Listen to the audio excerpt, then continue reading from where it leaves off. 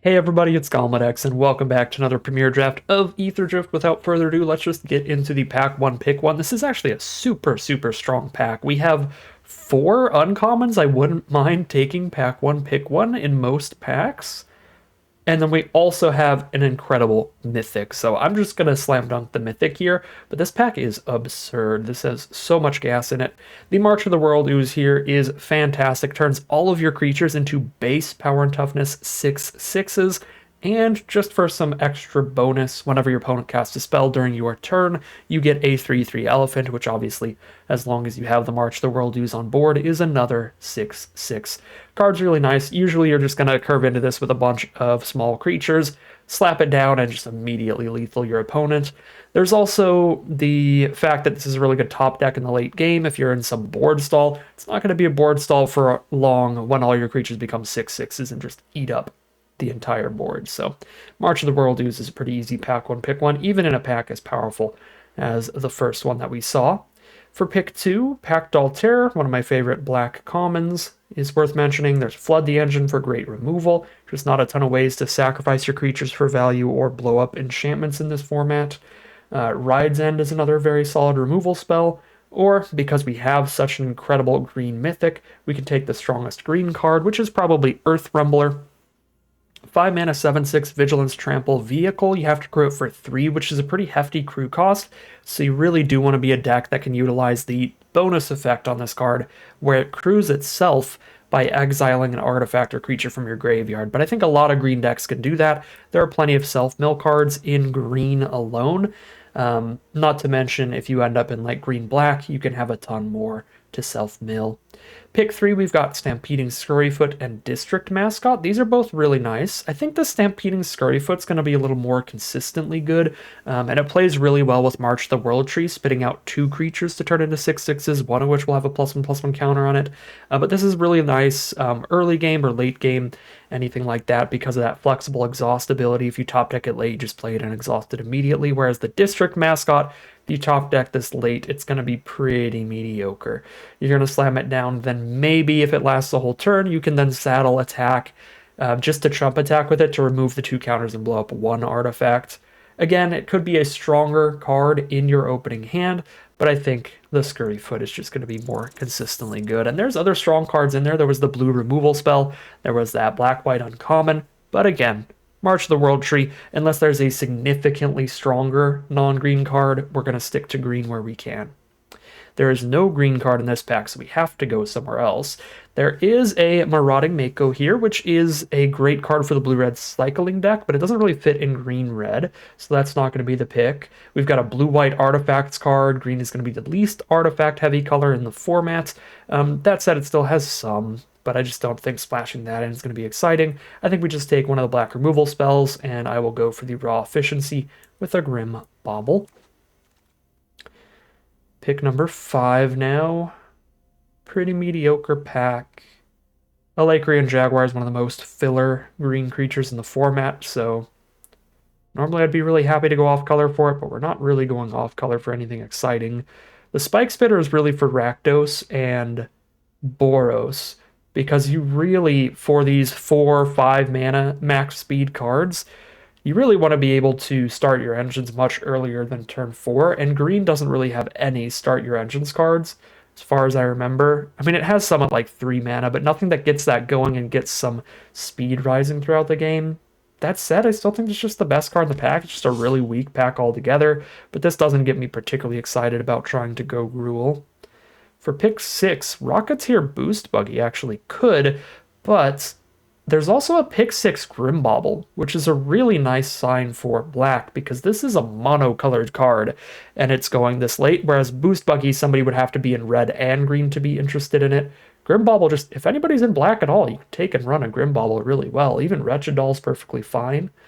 So I'm just going to take another Grimbauble, get deeper towards black. I also do like the green-black color pair a lot, so I'm a little biased there. But it looks like black is pretty open here. Another Grimbauble here, pick number 7. Pick number 8 is all mediocre filler for the majority of stuff. Howler 70 is really good in the cycling decks and just okay filler and other stuff. I am very much not a fan of Ripclaw Wrangler, so I think I'm just taking a random filler red card in case that ends up being the direction we go. Quite unlikely, though, with how black is looking here for us. We got Deathless Pilot or Loxodon Surveyor. I think Deathless Pilot is a little bit better than Surveyor, but the nice part of the Surveyor is that it's in the color that I really, really, really want to play with the March of the World Ooze. I don't know. It's really, I'm going to start your engines, 3 mana, 3/3. I'm still going to take Deathless Pilot. Pick 10 is nothing. I would rare draft here like an Ancient Vendetta for Vault Progress or something, but again, I think I should be open to red as another direction to be if things fall apart with either of our first two colors. Ooh, easy Jungle Hollow. Well, not super easy, because Scrap Compactor is definitely playable if you don't have any other removal. But we have Triple Bauble already, and hopefully we can find the removal for bigger stuff. Pick 12. Goblin Surveyor, I guess. Kind of a backup, maybe like Rakdos Start Your Engines deck or Gruul Aggro deck. Getting put together here. Okay. Pack number 2, what do we have? We have a solid rare that we can put in our deck no matter what colors we play, which I definitely enjoy. I don't like that I ended up with more red cards than anything, but card quality wise, we have 3 really good black cards, 3 really good green cards. The red cards are really literally just all okay. None of these are like high picks or really good cards. They're just kind of what was left over once the good stuff dried up. So I don't want to weigh that too heavily that I have more red than the other colors. I think we just go for Market Backwalker here. It's just a really solid filler card for any deck. 2 mana, 1/1 when it dies, draw a card is the minimum this can do. If you draw it later in the game, it starts much bigger. You draw much more cards when it dies. Plus, you can sink mana into it to put more counters on it and draw more cards when it dies. So I like that. But Elvish Refueler is solid if I want to be firmly locked in on green here. But I am technically still only 3 cards deep into the color as we're moving into pack number 2. So I don't think we take that so highly, because green might be just firmly cut off in this pod. So pack 2, pick 2. There is Rocketeer Boost Buggy as the only green card, and that's specifically having to go Gruul, which is awkward. For black, we have a Maximum Overdrive, which is good if you have a decently aggressive curve where you're getting into combat a lot, which we currently don't. Death Touch Indestructible is still a really big deal. Back on Track's really good in specifically Golgari, because you can self-mill or you can cycle really big cards to reanimate with this. But I just don't know. I don't think the green thing is going to work out for us. I'll still take the Back on Track here over Maximum Overdrive, but just by a little bit. Okay, pick 3, Grim Bauble, Crash and Burn Lightning Strike. Venom Sack Lagak towards green. It's one of the drafts that tests you. How firmly do you hold on to the March of the World Ooze? Just hold on for dear life. Green's also the strongest color in the format regardless. It's the deepest color in terms of good commons. So even when it is pretty heavily drafted, we can end up getting some filler cards to add to the deck.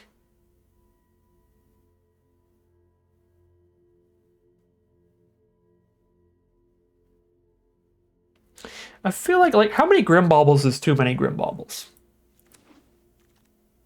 I feel like it's going to be easier to be black than green. Like, we might still end up in green, but I think we're 100% black. We're either going to go Golgari or Rakdos here. The big question, though, is, yeah, how many Grim Baubles is too many in this format? Because it's slow enough. There's a lot of just big, slow decks that don't care too much about the -2/-2. So maybe like 4 Baubles is too much. I don't know. Pick 4. We do still see a Fang Guardian. Loxodon Surveyor here. That's decent. I'll take the Fang Guardian out of this one over Mutant Surveyor. Stock Up is probably the best card in this pack, but we're not a single card towards blue here, so it'd be pretty bold. Okay, well, this is the pack we get all the green. There's Fang Druid Summoner. Now I need to find the 2 mana 3/2 green common that doesn't have any abilities, but if I find that, this is a really solid card.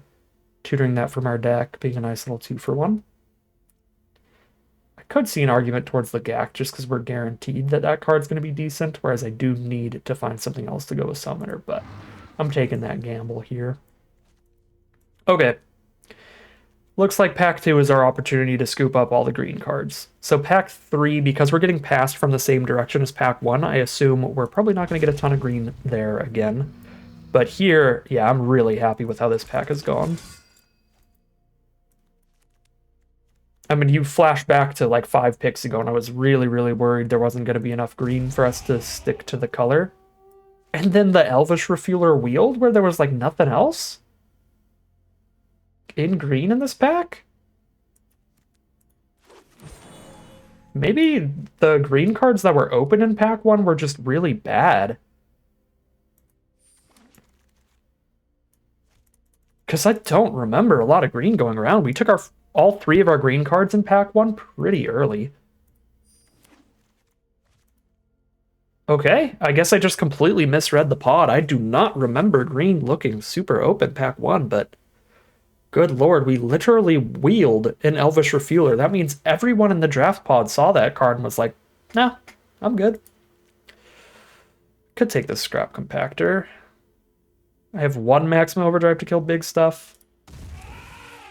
Still want to work that creature count up. We want a real hefty creature count for March the World Ooze.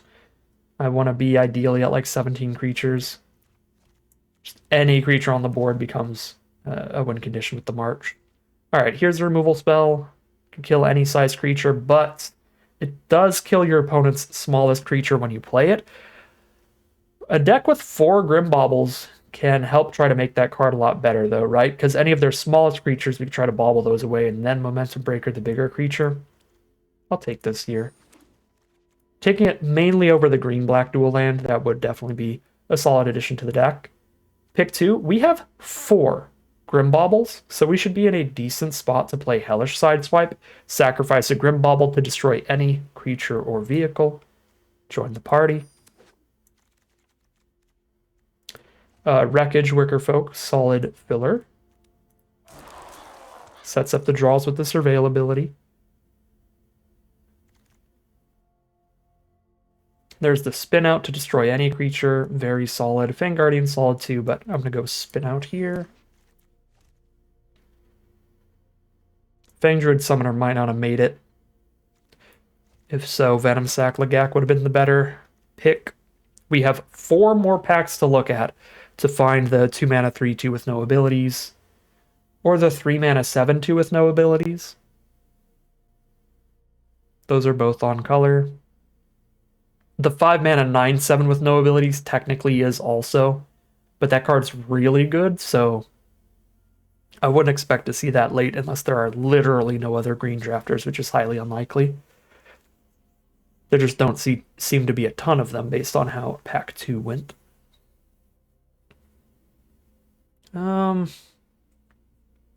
Siphon Fuel, Silken Strength, Quad Bauble, again, might be a fine Wicker Folk Indomitable deck. I'll try that out, that's cute.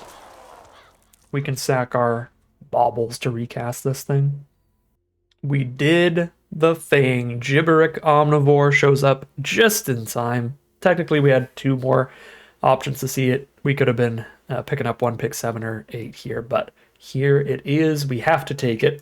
We are not particularly likely to see another within 2 more packs here. So that gets the Fang Druid Summoner playable, and the deck looks perfectly solid here. Pick 7 is utter nonsense. I'll hold down the Alt key and just draft something I don't have a full playset of yet. Let's get the 3rd Thrill Seeker. Ooh, 2nd Gibberic Omnivore. I like that. I like having redundancy with the Fang Druid Summoner because there are opportunities you'll have this in your hand along with the Omnivore, and then it doesn't technically do anything when you play it. Then you kind of want to sit there and wait till your Omnivore trades off, and then you can like try to pick it up from the graveyard for value. But if you just have 2 Omnivores, that makes that scenario insanely unlikely. Pretty much always get value off of the Fang Druid Summoner that way. I don't think I'm cutting any of these 2-drops, so I don't really want another one. I might play Gravestalker in this deck, make Back on Track a little bit better. That could also be somewhat cheap. I guess we're not the best self-mill. Probably the least self-mill Golgari deck I have drafted in this format so far.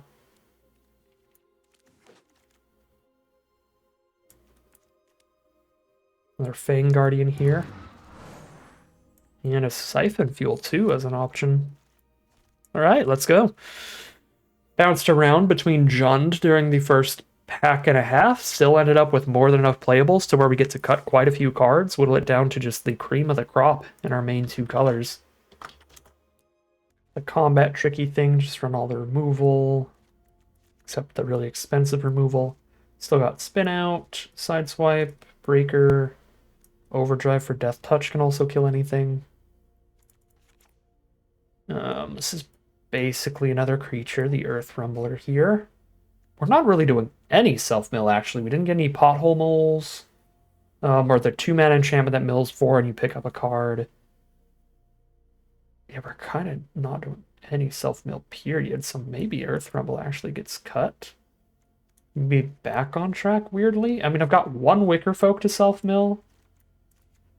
But I think that the kind of self-mill dependent cards get a little weaker. Technically, Earth Rumbler, you can exile stuff that's traded off naturally. Gravestalker, though, is going to be pretty expensive most of the time. Technically, it gets cheaper when stuff trades off. And back on track, we don't have anything really big to reanimate with it, so it's only going to be particularly good if we're like self-milling a bunch to have a lot of options in grave, and we don't really. I feel like these 4 cards are significantly weaker in this deck than the average Golgari build. I kind of want to just cut those. Makes sense to me. I don't know, these Surveyors are really filler at 3 mana as well.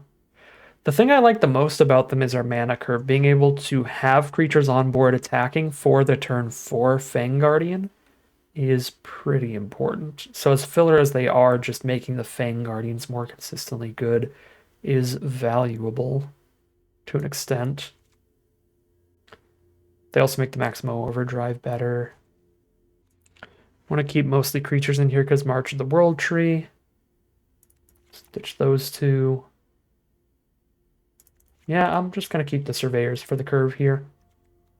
So interesting little deck here. Certainly the kind of quickest, most curve-oriented Golgari deck we've ended up drafting. It's not really doing the self-mill stuff or the big cycling things to reanimate like you're usually doing in the color pair. Here we kind of just have a curve of solid creatures, a bunch of solid cheap removal. And we're just trying to cheese people out with March of the World Ooze.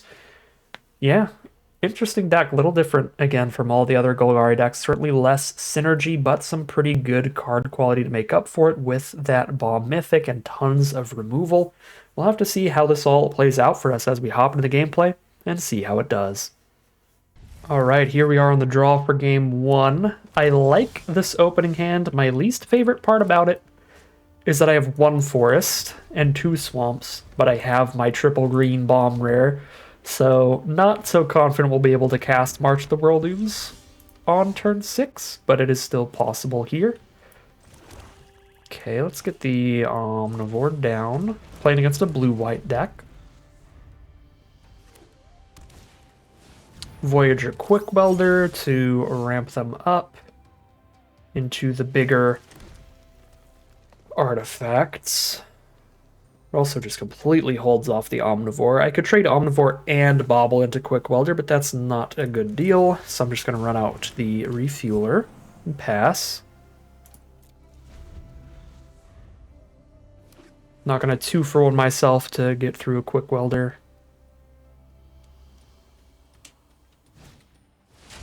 Pride of the Road. So they work their way up to max speed. Once they're there, they give something double strike each turn. Okay. Let's just fill this board up with as many creatures as possible and try to make it to that turn 6 March of the World Ooze. So we're likely cycling the Ketrodon here. Bounce off the Refueler, sure. The more creatures I can keep on this board, the better. I feel like I have to take 4. Because there's also the fact that they have 4 open mana here. and we have no instants. So if we go for a double block to kill either of these and they have any bounce spell, like a second bounce off or the 4 mana trip up thing, that'll just be horrible for us. Okay, now I can go for a 4-drop and a Grim Bauble. At this point, it really does look like the best Bauble's going to do is clearing out the Ticket Tortoise, so we might as well be mana efficient this turn.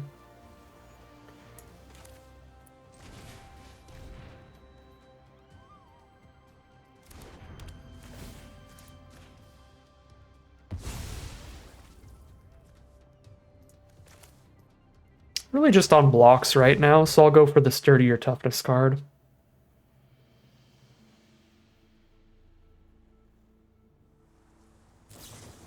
They do have the trip up. Sure, I'll put that on top and then draw it off of the summoner. Doesn't really matter where I put it, I'm just gonna shuffle my deck here. Alright, well, now they only hit me for 2. They've only got 2 cards in their hand. This March of the World Ooze should be the kill here if they can't blow it up or counter it. I would rather, even though I have the mana to play it, I'd rather wait till the board is a little bigger. So I'm just going to run out the creatures first and then the World Ooze later. That also gets them to potentially cast some more spells here. Tap out a mana the turn we play the March, so we know we get like 1 attack out of it minimum.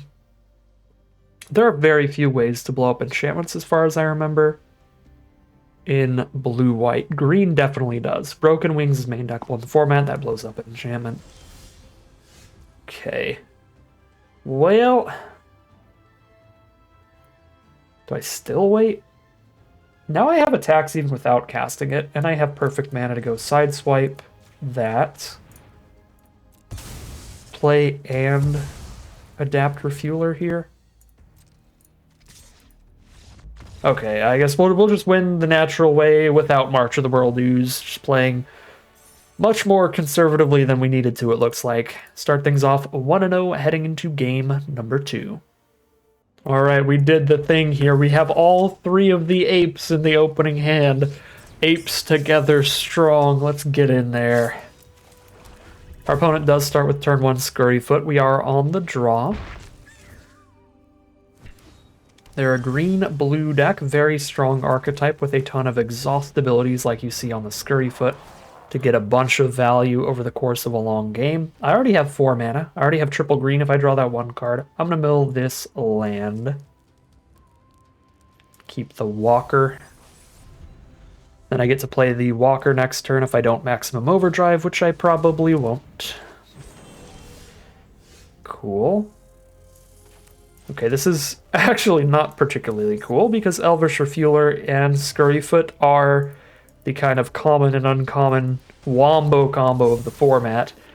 Every single turn, they get to spend 4 mana, make a 3/3, put a counter on Scurryfoot, because Refueler gets to let them keep redoing Scurryfoot's exhaust ability.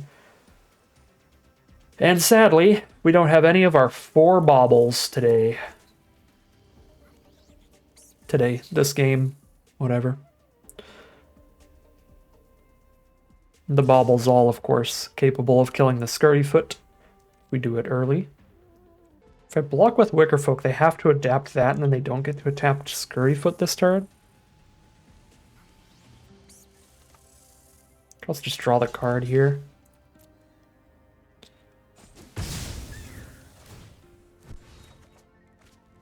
There's the Sideswipe. There's Momentum Breaker. Fashionably late, literally a turn late, because now they just adapt Scurryfoot and sack the 3/3, and then it doesn't matter. So we're just going to flash out a Fang Guardian in their end step, I guess.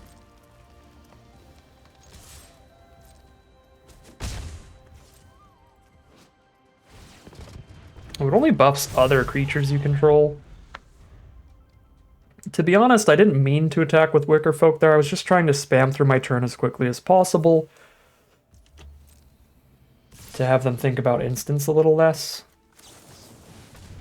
Because I feel like if I just held all the open mana up and the Wickerfolk back, they would just not attack with Refueler.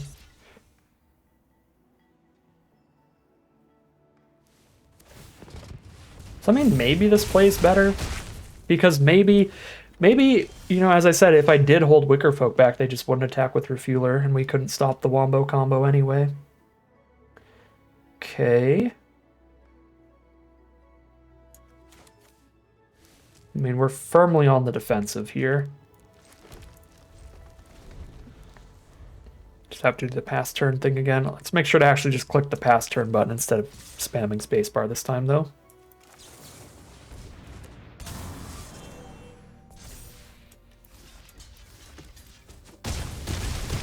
Okay, we're definitely behind on cards, but now we are pretty safe on board.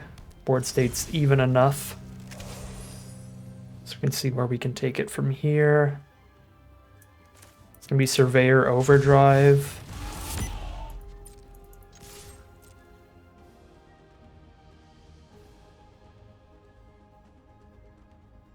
This is one of those attacks where if I were one of those emoty type of players, I would say the oops after the attack, trying to get the block with the overdrive, obviously.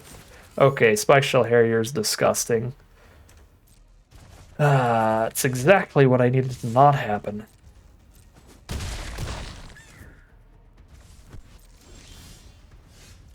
Okay.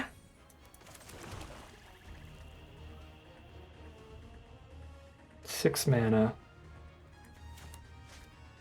I can't sack an enchantment to the sideswipe, sadly.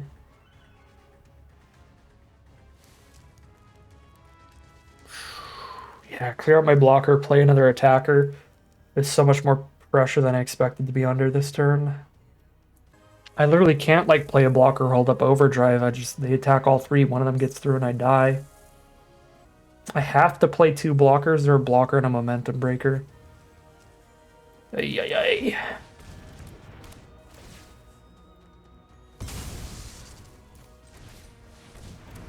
Yeah, I think this one was played out really bad. We could be in a...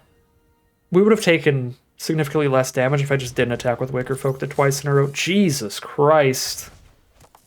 Alright, I guess I'm literally dead. Alright. Some punts there definitely took us out of that one. There was one completely accidental Wicker Folk attack where I was just trying to spam my turn with the spacebar button. I hate that spacebar goes with the auto attack. That was literally just like misclick punt through the turn, where we would have stopped more damage, maybe gotten the overdrive block off on that turn. Or no, the Fang Guardian block off on that turn. And then the second one was I also attacked again aggressively into the reach creature, trying to get the offensive overdrive. Because if you can overdrive when your opponent's tapped out, it's a lot safer than trying to do it on blocks. That was my reasoning. But the issue is then if they have a way to clear out our other blocker, we have literally no blocks up and we don't get to do the overdrive thing. And that's what ended up happening there, which made it play pretty horribly. Again, there was a reasoning behind that line, which makes it not as bad as just the full flunge auto attack misplay earlier. But it still definitely worked very detrimentally for us. We could have at least had a couple more turns that game to try to draw into something strong enough to stabilize. It would have been very unlikely. Our opponent had an incredible hand, but always better to give yourself a chance, even a small chance, over literally just dying. So, played it out pretty bad. Alright, so Lesnia deck from our opponent starts with Loxodon Surveyor on turn 4. So, pretty slow, and that's fine. Let's attack in here, just adapt if they block, or exhaust if they block. If they don't, we just play Fang Druid Summoner. Get some more stuff to play here.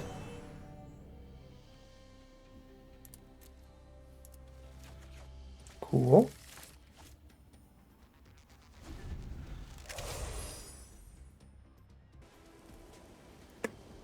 Fifth Plains. Opponent's mana base is angry at them. I don't know what they did to piss off the Arena Shuffler. Okay, I can only play one creature this turn, and either of them will be a 6/6 once the march hits the board, so I think that means we go Omnivore plus exhaust refueler. That is going to be slightly more power on board once the March of the World Ooze hits, and then I get to keep the Fang Guardian combat trick.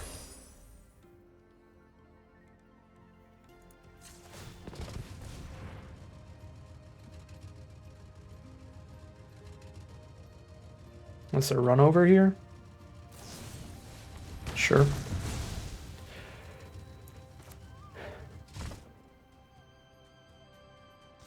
And we go marching in.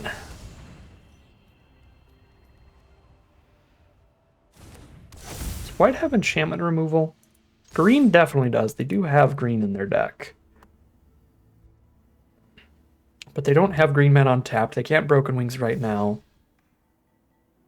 I don't remember if there's a white disenchant. Okay, one chump, they go to 12. Let's go Scry Ball, Advanced Search, Set,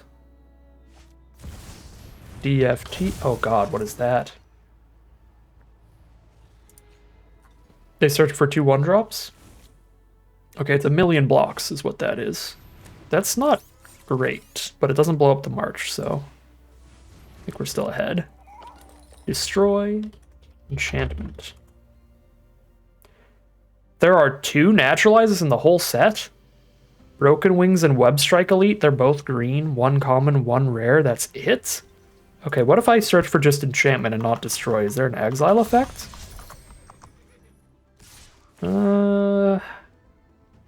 No. That's so surprising. There's literally just Broken Wings Web Strike Elite. Okay. Alright. Nice to see Grim Bauble is still going to be relevant, at least, since the Gear Hulk just spit out a bunch of babies.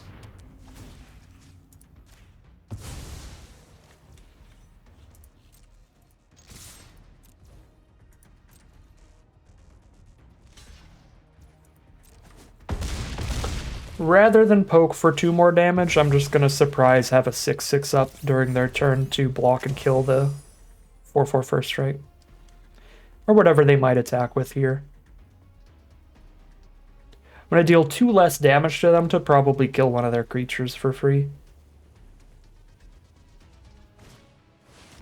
Ketradon, welcome. Ketradon is big enough to actually trade on blocks. So now I could like hold the Fang Guardian to buff on attacks to eat the Ketradon, but I think killing the Gear Hulk feels pretty good.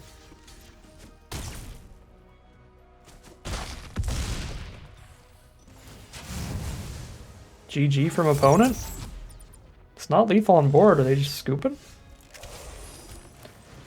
Beast Rider, and I can activate it every turn.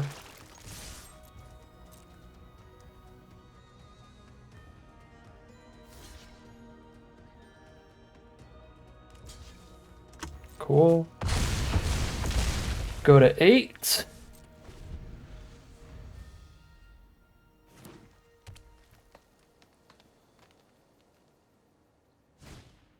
Back on track at Ketradon. It's legit, that's a lot of blockers, some life gain. But now I have the Vanguard making sure I hit more fuel and literally any creature in the deck. Is a 6/6, and there's just like no way to blow up enchantments in this format for some reason.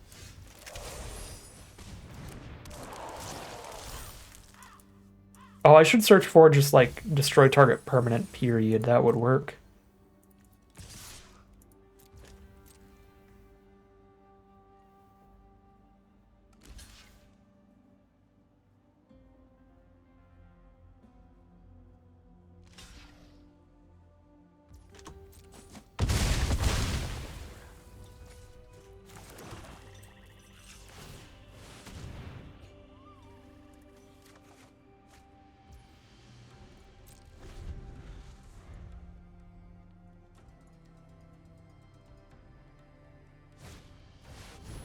Another back on track? Oh, I just realized they're 3-color here. Splashing some back on tracks for reanimation off of the starting column.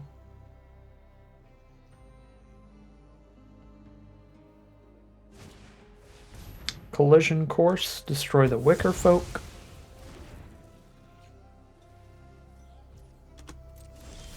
Go to our turn. There's Bauble for the 1/1.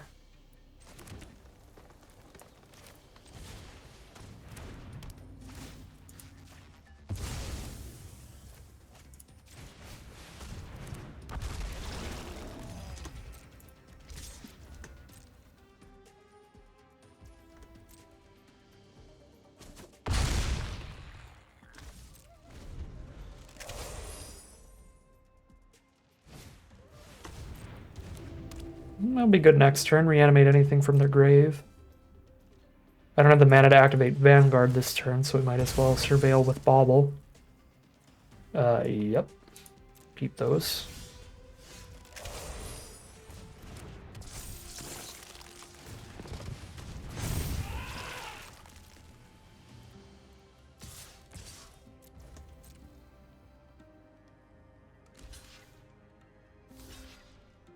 Chomp chomp.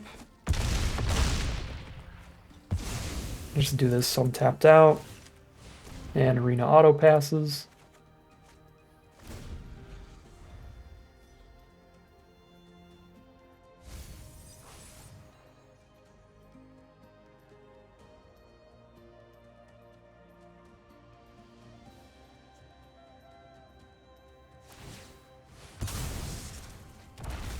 Ketrodon's back. They're up to 16.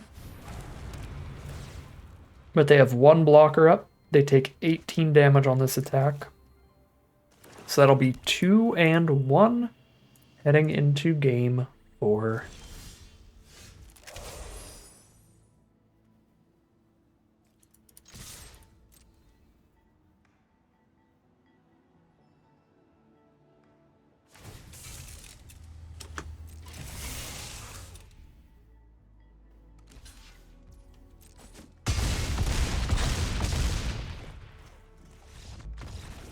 All right, here we are now for game number 4 on the draw. No black source in the hand is awkward, but we can cycle a Ketrodon towards it, and we have a really nice turn 3 play with Refueler.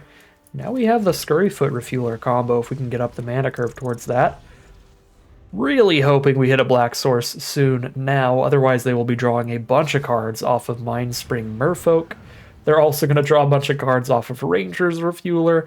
They have got the card advantage game plan set up over there. This is crew 2, so I believe we attack here.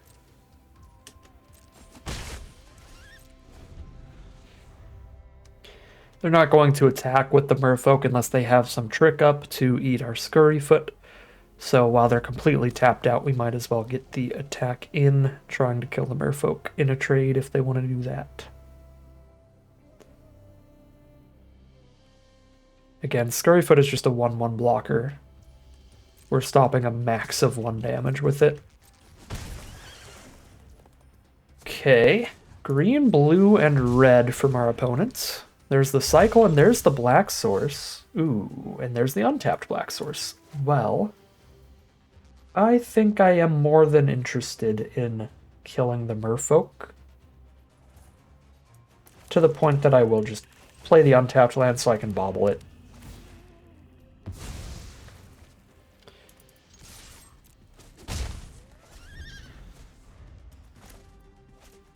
Now I have the Sideswipe active now, too. So that's sweet. Flood the engine on the Scurryfoot. I've said it many times before, but that is part of what I love so much about that card, is that even if you don't hit the 4 mana, get a 3/3 and a 2/2 on the board, your 1 mana card traded into removal from your opponent. Alright, and now we lose. We don't have anything in our deck that can kill an indestructible creature. So they will be drawing 2 extra cards every other turn and having an indestructible trampling attacker and blocker up every turn other than that.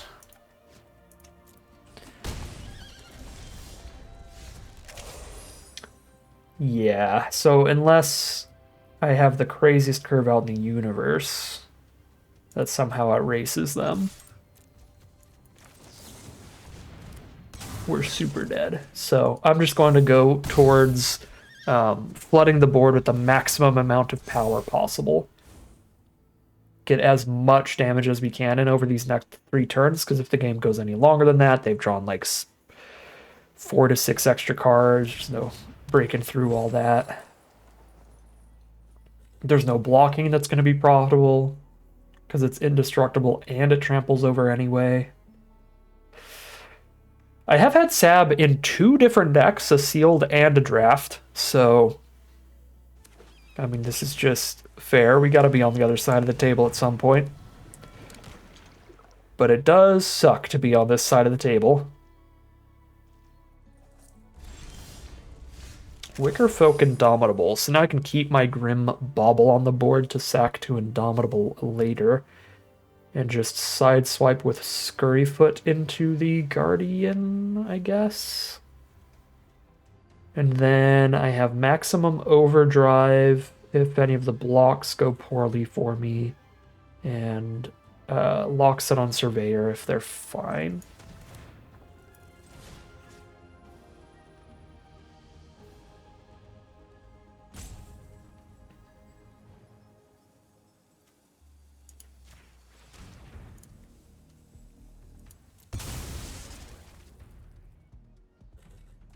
They could crew the Refueler, but then I'm just going to kill it on blocks.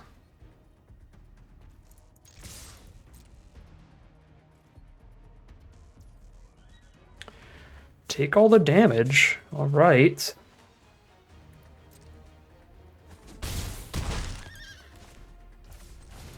They're down to 9. That is something. Again, I'm taking considerable crackbacks if they want to send the whole board in, but I'm not taking lethal. And our best chance here is to break through before they draw 5 million cards and try to outrace them here, so...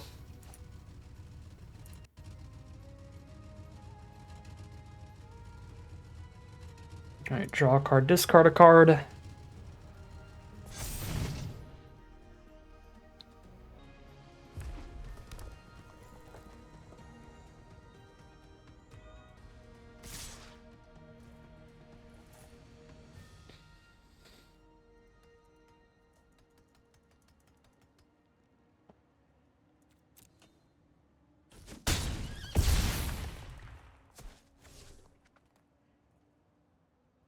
So Sab can't attack us next turn. So I just have to be able to block the other stuff.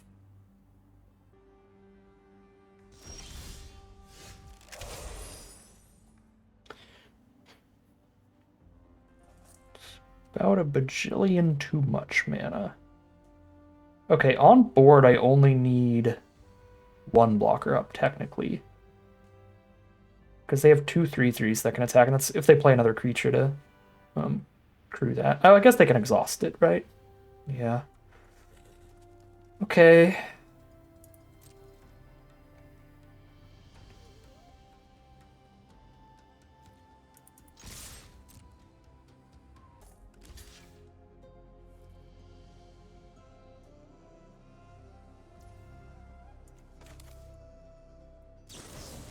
See if they got a trick of their own.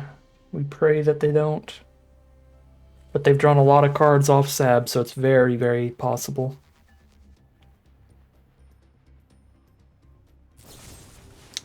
They do. But they're tapped out from doing anything else there. Okay. I'm gonna have to chomp next turn. So I need them to not draw into more removal here.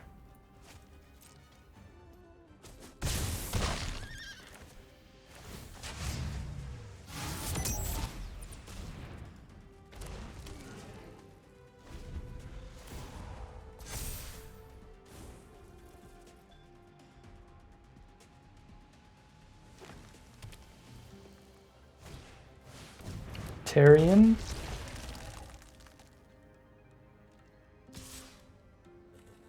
Go to 3.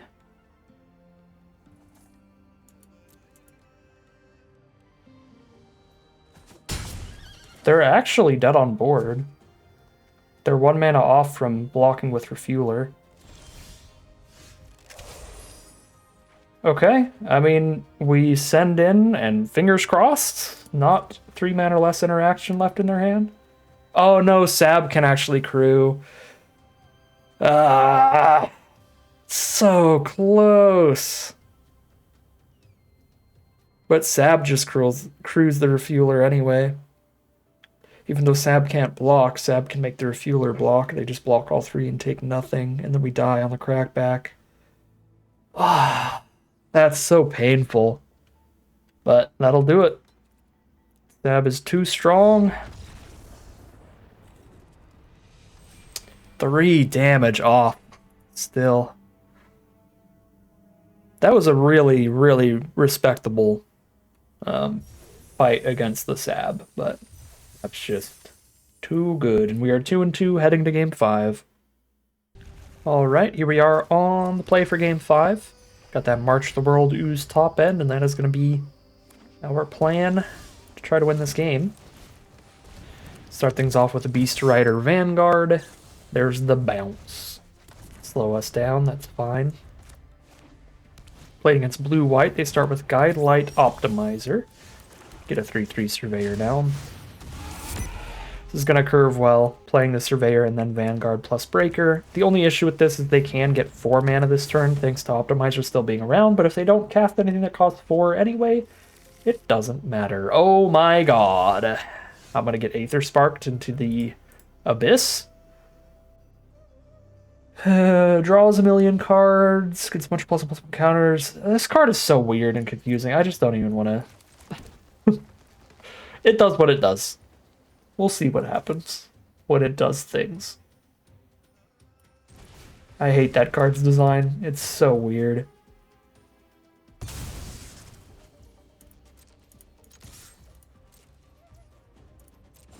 Okay, let's set up the draws here actually with Wicker Folk. Look for a 3 mana or less play for next turn.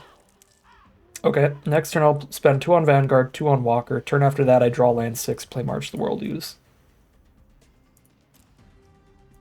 Yeah, see, Arena's got my back on this one. I didn't even need to surveil. Alright, I'm happy for you. Or, sorry that happened. But I ain't reading all that. They do get loyalty counters on the Aether Spark whether or not I block. I remember that.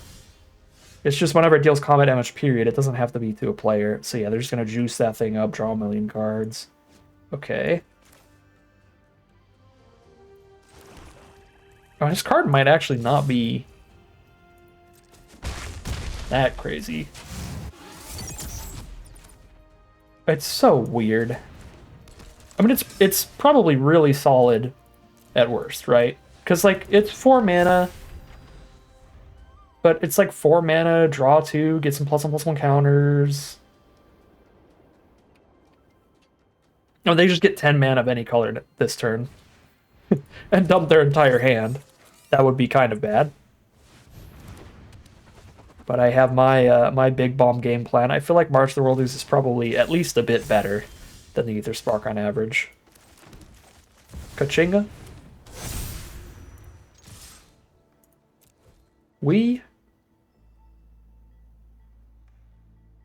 Okay, it looks way better here. Yeah, Aether Spark isn't like the kind of card that... It's annoyingly good, it's just annoyingly weird. I don't know how to evaluate this thing. I don't like it.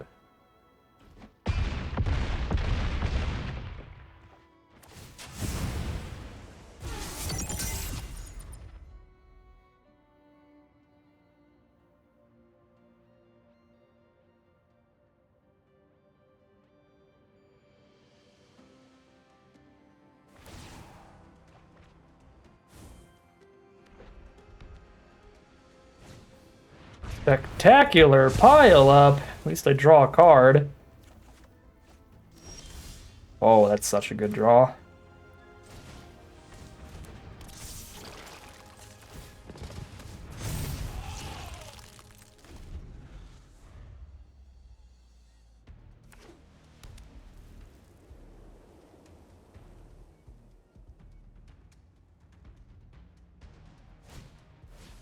There's one blocker.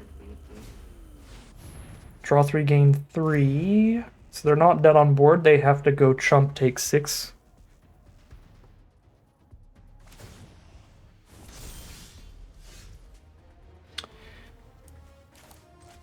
Draw a card. Find a land.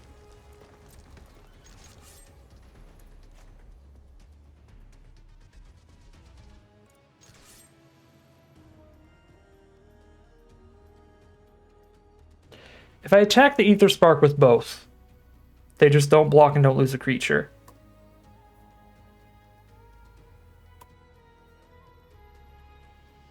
If I attack them with both, they have to lose a creature, but then the Ether Spark gets to draw 2 next turn if they want. I think I just keep going face. Force the creature off the board instead of the Ether Spark off the board. Plus get the life total lower, so I only need to get 1 creature through next turn.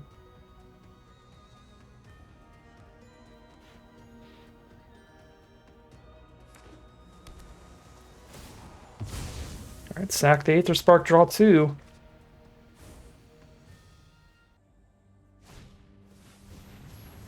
Okay, that's super good. Kill my elephant, draw a card. There's the blocker. Too big for Grimbauble. Okay, I mean, they're going to have to chump again, but they're definitely alive.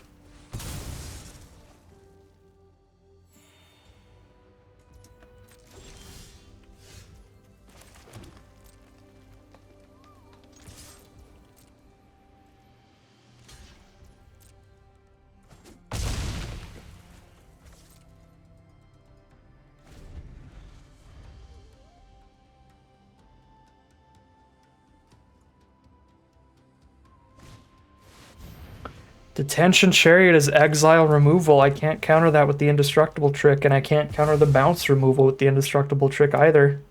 Just have 2 completely dead cards in her hand. There's a 6/6.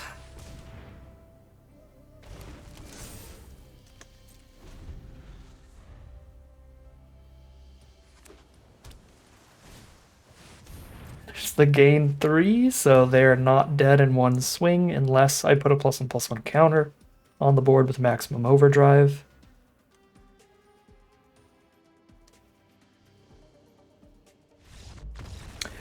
They concede. They're just over it. They're tired of it. All right. 3 and 2 it is. That is at least a 50-50 record here. Solid little draft, but hopefully we can win at least 1 more game here so that we can break even on prize out instead of being a little bit down on gems. See how it plays out as we head into game 6. All right.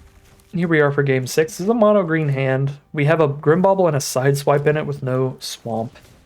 That's a little awkward, but we only need a single Swamp to cast both of those. They work really well together, where the Bauble gets stacked to the Sideswipe, and I have a wonderful curve off of the green cards alone. I had Scurryfoot into turn 3 Surveyor, turn 4 Exhaust the Scurryfoot, and I drew into the 2-mana green play, so the curve just got even better, even if we don't hit the black source.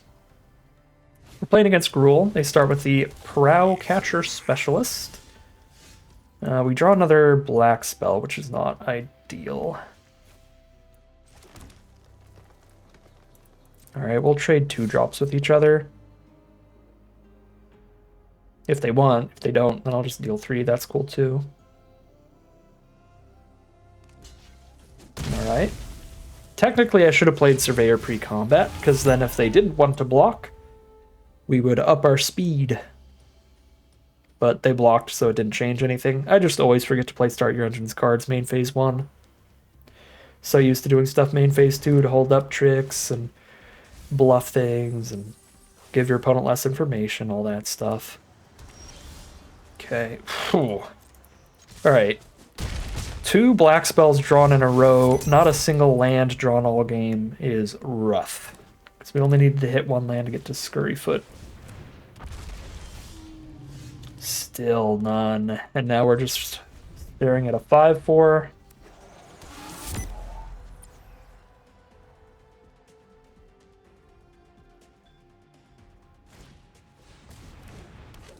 That's a 5/5. There is the black source, which is huge. Kind of have to momentum breaker here. I kill a 5/4 or a 5/5, or I blow up one of their lands. I blow up the wild roads. Actually, wild roads might be sorcery only. I'll check after this trigger goes on the stack, because I don't want to highlight their wild roads as an option for them. If they forget. Yeah, okay, yeah, it's sorcery only.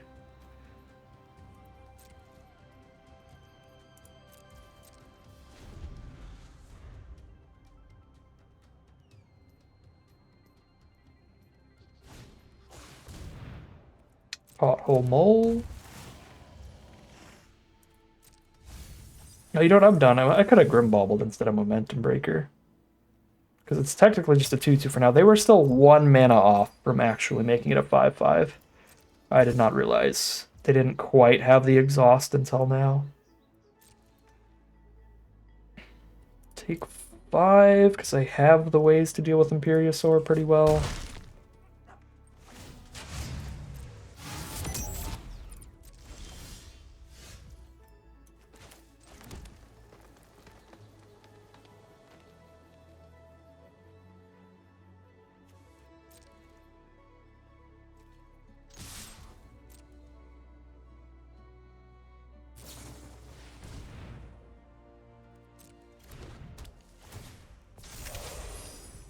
That's actually really bad for me.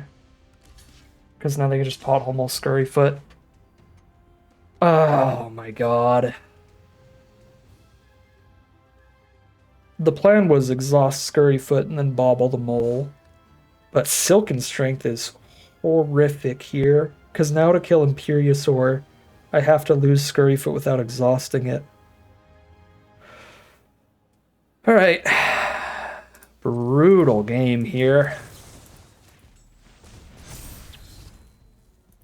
Had a pretty loose line not bobbling the 2/2 instead of doing the enchantment thing against it.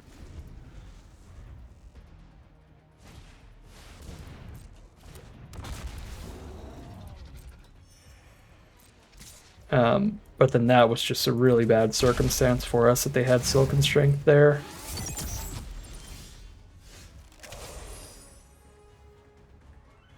I might just die for my not Grim Bobbling here because I just don't have the card on board to sideswipe the Ketrodon.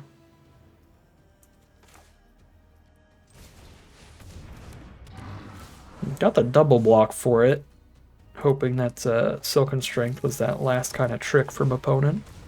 I forgot we had an Omnivore in Grave. I should have picked up the one from Grave, technically, so that I have more relevant draws. They've got another trick.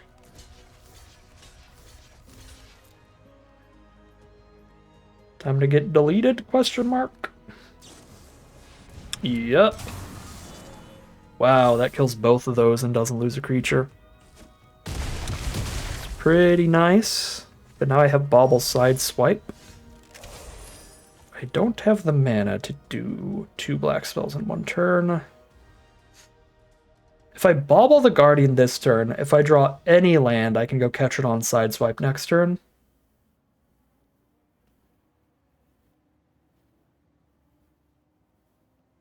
I'm playing Ketrodon. It's going to be a little worse to removal from opponent. But it does put me at 17 here, right off the bat. And if I don't draw the land next turn and I bobble now, then I have to choose between a Sideswipe or Ketrodon, and that's really rough.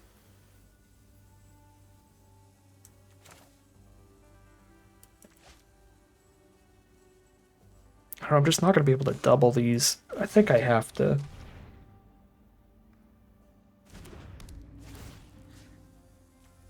Kill 1 creature right now to play around removal. Because if I just catch it onto a removal spell, I've accomplished functionally nothing. This way I know I accomplished killing something this turn, I accomplished killing something next turn. Regardless of what they might do to the creature that I drop. Ooh. If this is the competition, I could win. My team's got me covered. She auto crews and hastes out the vehicle. Okay. Up to one vehicle. Crew it, give it haste. Discard a card, draw a card every turn. Oh, and then the emblem starts lightning bolting, dealing 3 to any target every time you make a vehicle. Okay. That's super bad. And any land. Basic land, basic land, basic land. No, refueler! No!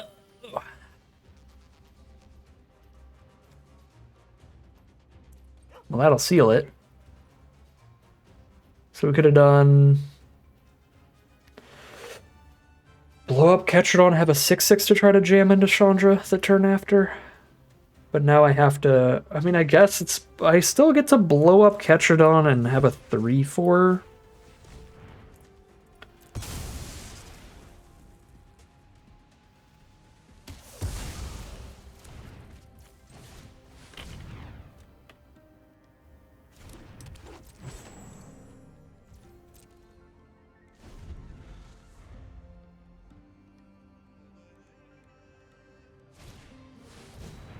Okay, well, sure, dude. 6/3 that auto cruise off Chandra Let's shift gears. with haste. Sorry, 6/3 menace is the important part. I can't block it because menace. All right. Direction I know is Another game I played out pretty loose, but I think we lose regardless. I don't know. This was a loose draft altogether. I think the draft itself, what we took during the drafting process, the deck we built, was pretty solid. One of the better decks we could have ended up with in the pod. The biggest issues here were misplays. Round 2, we got bombed out by Sab, and I think we played that one out. Or not round 2, but our second loss, we got bombed out by Sab, and I think we played that out about as well as we could. The right idea of just trying our best to race it. We got our opponent down to 3, but they were just one single blocker off from dead there. I think that's the best we could have played that one out for that loss. But our other 2 losses, there were both quite a few misplays sprinkled in, so maybe with some perfect plays, we could turn at least one of those games around. They were both games we were quite far behind for the majority of the game, so I doubt we could have won both of them, but probably could have turned at least one around, been at 4-2 right now, and then you never know what you're going to play around or play against from there. So some user error here, definitely bringing the deck down a little bit, but it's also not the greatest in terms of synergy. It is really about that raw power level, and we saw that within the gameplay where it's like, yeah, when we get to cast March of the World Ooze, we are just going to win games because that card is just so powerful up front. Other games just curving out, playing powerful cards was good. But there's not really any synergy stuff here. There wasn't any of the self-mill stuff, the reanimation stuff, so it doesn't have a lot of great ways to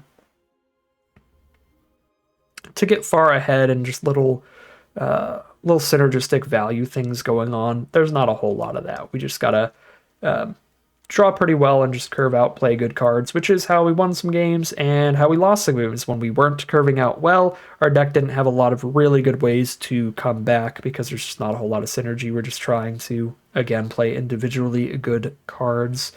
Yeah, I don't know. 3/3 still a fine run, but I think this deck can definitely do a bit better on average.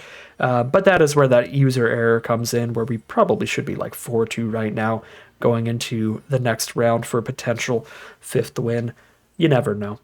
But 3-3 it will be with the just monkeys and removal and March of the World Ooze deck today. But that is going to end today's video. As always, I'd like to thank my patrons and YouTube members for their support, as well as you for watching the video. If you enjoyed it and you're interested in seeing some more, you can always like, comment, and subscribe to tell the YouTube algorithm to send you some more in the recommended feed. If you'd like to catch me live, you can check out the Twitch channel and link in the description below. And if you'd like to support the channel directly, you can check out the Patreon link in the description below. But other than that, as always, thank you very much for watching, and I'll see you again soon for some more Magic Arena.